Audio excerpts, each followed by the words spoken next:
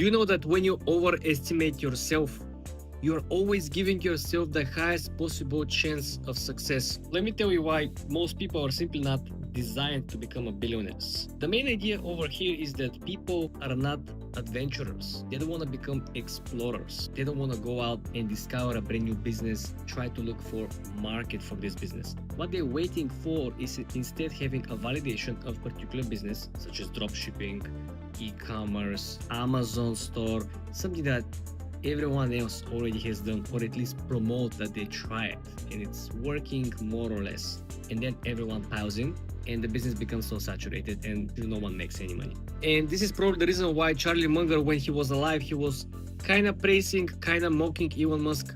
Never underestimate a person who overestimate himself. Right? This was his main categorization for Elon Musk. But he was afraid to bet against Tesla. He said, I don't want to own it and I don't want to bet against it. Because he knew that when Elon Musk actually started Tesla and started each of the ventures that sounded pretty crazy, even in Silicon Valley, people thought that the guy is crazy, right? These things cannot be done. The main point was that he overestimated himself every single time. And I just here run the numbers, statistics of one of the most successful people in different domains of life. And I ask for brief summary and comparison between those people. Most of the people who you know today, they overestimate themselves, okay? They simply said they're the best, they have a super skills, they have a super power, they compete in different tournaments as a professional athletes, they compete in different businesses, they compete in different careers and walks of life, and they succeeded. Even though all the odds were stacked against them, most of the people didn't even have a college degree, but they still found careers in area where the college degree usually is a requirement. What this actually means? Being able to utilize self-delusion. You think that you're the best. You think that you know something that other people don't. You know that you can actually persevere failure after failure. Something that a lot of people do not understand.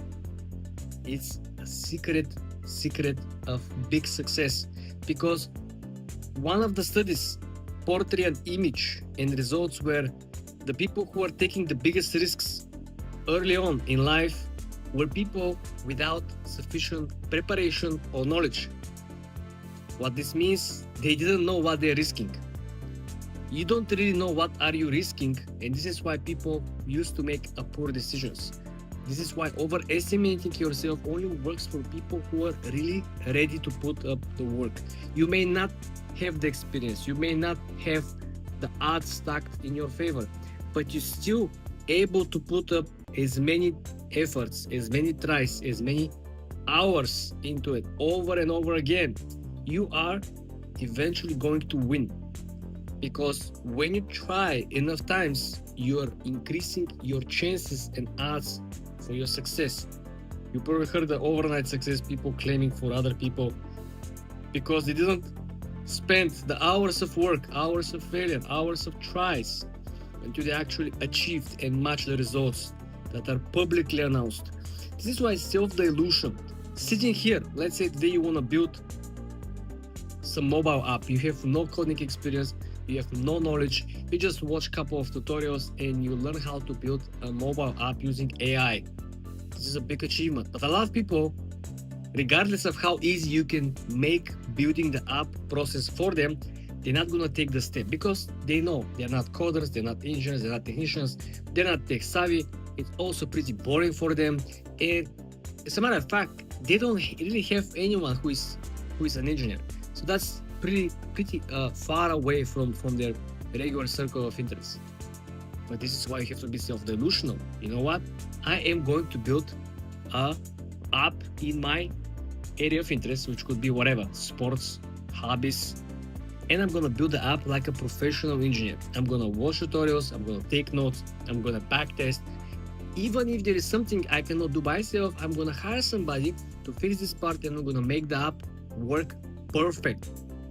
I want to make sure that the app will be better than any other app in the same industry built by engineer. Okay? On the surface, this looks like delusional. how are you gonna find time to do it? It will take you a lot of time, first of all, just to watch the tutorials, then to take notes, then to install the softwares, then to learn the actual schemas, how to connect different platforms, how to actually compute backtest, right? You have to create different accounts. It's a system. It's like learning a completely new language. Most people will say no. They will say no for them, and they will say no for you. You're not going to be able to do it. You're delusional. You think you can do it because it sounds fun, it sounds cute. Every new business idea sounds fun until you actually start working on the business idea. And you start failing, and you start getting errors, and you start losing money because testing, especially on the AI, it will require certain funds that you can propel your idea. You have to backtest either the payment functionality or the API keys or the view generation or the actual storage of the data, the authentication. Like there's many different elements that you want to make sure that are superior, because you're self-delusional and you believe you're going to build an extremely professional app without being an engineer. You know what's funny? If you go online, right here on YouTube, and try to search for people who built a currently monetizing app, people who come from completely different niche, people who are finance, people who were in athletics, people who were in whatever, hotels, hospitality business, they built an app and they're currently monetizing it. Why? Because they were self-delusional. They believed that they can actually build and be equal, not equal. They believed they could be better than all the people who spent years working in Apple as an engineer, in Google as an engineer, in Microsoft as an engineer. But if you're not self-delusional, you don't really put yourself ahead of the game. If you almost didn't have the same take, like I can be the first online provider of connections from the satellite, provide satellite internet, provide satellite connection, right? And I can have one of the biggest, the widest coverage, anyone from any point around the world, regardless of how remote, low or high it is, we have access to internet, right? Send the satellites here, send the satellites there. We have to mention also that there is a drawbacks and there is a downside. And if you fail self-diluting yourself, you're falling from 50 feet, my friend. Because when you pump yourself so fucking high, you realize that you're putting yourself on probably the highest possible level in tier. And you're going head to head with the big boys, with the experienced people. And if you win, well, you're definitely going to win big. Maybe it could be this one big bet that you won and you're set for life. But if you're wrong, if you really, really overestimate yourself, it's going to be very painful. This is what Charlie Munger actually mentioned, that he didn't like the style of Elon Musk. He said, quote unquote, Mr. Musk may not always be wrong, which intended that most times people who are overestimating themselves are wrong. Why? Because you realize that when you say and you realize that you overestimate yourself, you think that you possess something that you're certain you don't, right? It's like you're going on the field track and you're gonna run and you're gonna compete with other people. You had no preparations, right? Everyone else is like athlete, they train for like 2, 3, 4 years, and look at them. And this is the moment of self-delusion. You can think that, I'm natural born talent. I don't need to train, I don't need to prepare. I can even run with jeans and I'm gonna smoke these people. The self-delusion is a real key of unlocking different results, good or bad, but definitely different. Because I run the same structure of data between people who are realist, people who are pessimist, people who are optimists, and people who are who are over delusional. So the people who are realists, they have cap results. They are realists, they said, okay, I can achieve up to here and that's it. Nothing above, it's my territory. The pessimists, they're going halfway through, they go even beneath, they always assume that they're going to be last or second to the last. They never achieve nothing in life, they usually work, these are the people who are like, find one job after university and they work throughout their entire life in the same job because they think that no one else will hire them. That's why they never quit or leave. And of course, the optimists, like I said, they're doing a little bit better, but still mentally, they kind of put the limits on themselves, not on the achievements. They said, no, my IQ, it's at max. I cannot really even think about something more. That is my place. That's my spot. And the people who are over optimistic, over delusional about themselves, about their achievements, these are the people who are actually go beyond and above. And don't think that when they achieve something crazy, they're not surprised. They're surprised from themselves, but they're not showing it. You don't think Elon Musk was surprised when he actually succeeded and shipped Tesla? He was surprised. He was like, damn. You don't think that he was surprised when the actual Falcon, the first Falcon rocket was successfully launched and came back to the Port Canaveral? He was not shocked. He was shocked. He was, oh man, wow, this actually worked. Crazy, right? By 2028, 60% of the people would have lost their jobs. Most of them will most likely live outside the big cities because it will be too expensive for them. Other portion of the world will essentially lose their homes because they will be fired, they will be laid off from their jobs, so they won't be able to pay off their mortgage. Some of the people will be very close to completely paying off their mortgage, but because of the AI revolution, they will not be able to do so. They will move to probably Midwest or Mideast areas of the country where the life is much cheaper, the area, the land, the taxes, the overall cost of living will have matched their overall wealth, which will be decreased substantially. A lot of the companies that are not applying or using AI will lose revenue, will fire even more employees, which will lead to even greater decline of the overall stock market performance. There is no surprise that Warren Buffett sits and Berkshire Hathaway sits in cash. Prior retiring, Warren Buffett said that in the next 10 to 20 years, the stock market will underperform. The great upward cycle that the markets never go down on the long term will simply fail, according to Warren Buffett. And there is no surprise that the big players are really preparing for this. There is no reason for you to not have at least a cautionary alert. You, your friends, your closest relatives, everyone should be ready for this, okay? By 2028, the world and the life and the jobs that you see today, or maybe last year, will no longer be there. Even today, you can go out and search for your previous colleagues that you work with on different jobs. Where are they now? This very moment, I guarantee you they're not working at the place you know that they used to work.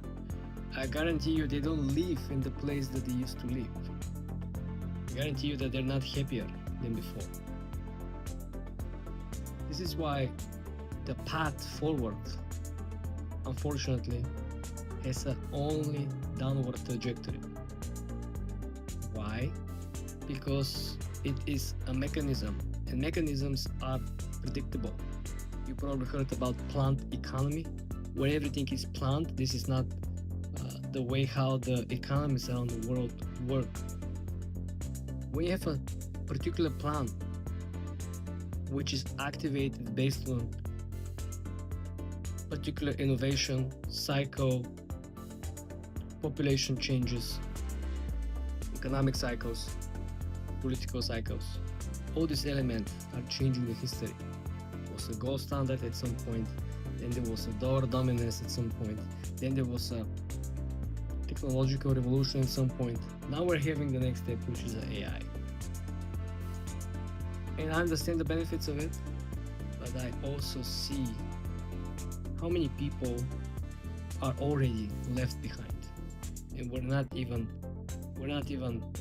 midpoint evolution development at this particular I would say informational cycle. So 2 years from now, things will be completely different. And I'm not sure that they will be different in a good way. Like I said, many people will not be able to live where they live today. It will be too expensive. Many people will not be able to afford their homes. Not to mention inflation will be crazy high in 2 years, in 5 years, in 7 years, in 10 years, in 20 years. Like I mentioned, in 2030, $2 million will be equivalent to $750,000. This is how much depreciation or simplified buying power will change dramatically. This is why people with 401ks, this is why people with retirement funds, people who rely on the markets to do its thing, the market goes up on the long run, might actually be negatively surprised. And again, we don't have to speculate.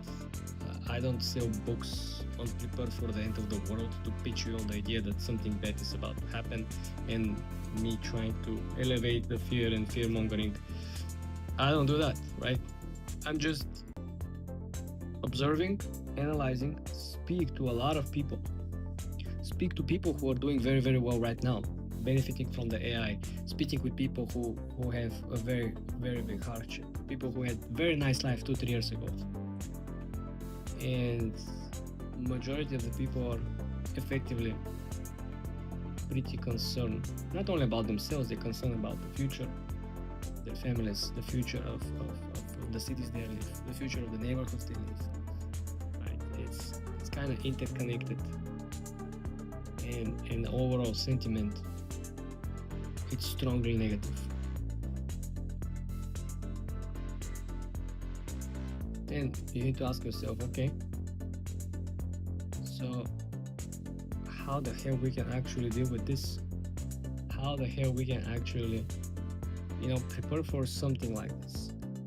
You can't. People who work in the technology industry during the dot-com bubble between 1990s and 2000, you were there. Imagine you are there. You understand what's going on. You're part of the problem. You see the problem because you're smart enough to understand that there is no particular value added when you just add .com to your company. And they still failed, and they still lost everything. The billionaires think differently. There is a good person who is a billionaire or who is going to become a billionaire, and there is a bad person. The good person is the one who thinks in the future what big issues he can actually solve and start building business around them. Infrastructure, something, let's say agriculture, because the population will grow 15% year over year, 18 to 20% it will be on decade, example, etc. So it will be, let's say, lack of fresh water, it will be lack of food. It's going to focus on agriculture. It's going to find some way to grow fruits and vegetables elsewhere, right? The bad billionaires are people who are thinking about what issues are not yet on the surface on Earth.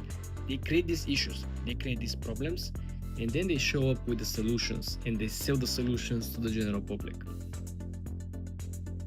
This is why the average person simply cannot become a billionaire.